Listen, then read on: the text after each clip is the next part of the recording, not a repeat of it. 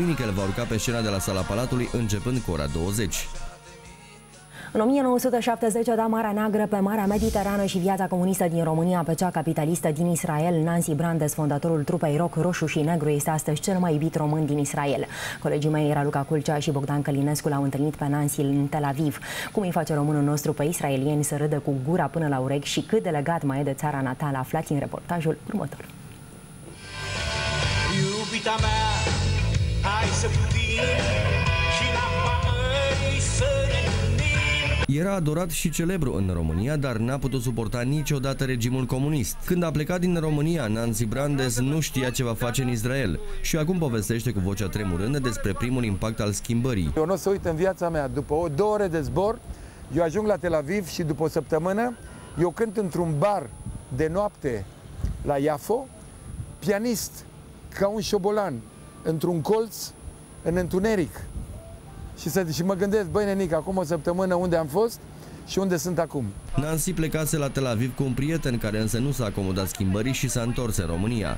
De la acel prieten a primit apoi o felicitare criptată. 3 oi și un bou cu picioarele în sus. M-am dus la Mossad. Am vrut să întreb, băi, ce e treaba asta? Zice, Nancy, e clar ce scrie aici. Oi, ce bou am fost că m-am întors. Adică e o chestie. Rămas în Israel, Nancy Brandes a luat-o iar de jos. A muncit până a ajuns sus, chiar foarte sus.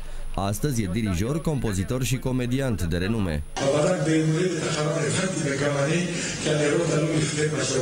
Sună puțin patetic și sună puțin lipsit de modestie, dar fără doar și poate. Eu pot să vă spun cu certitudine că eu sunt cel mai iubit român din Israel.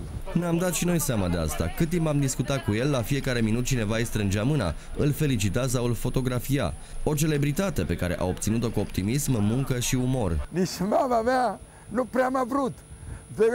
Ea a început să vomite după ce m-am născut, după ce s-a uitat la mine. Ea a vrut să facă, tot timpul a vrut să facă chiuretaj, până când doctorul i-a zis, Doamne, e târziu, copilul are 2 ani, nu se mai poate.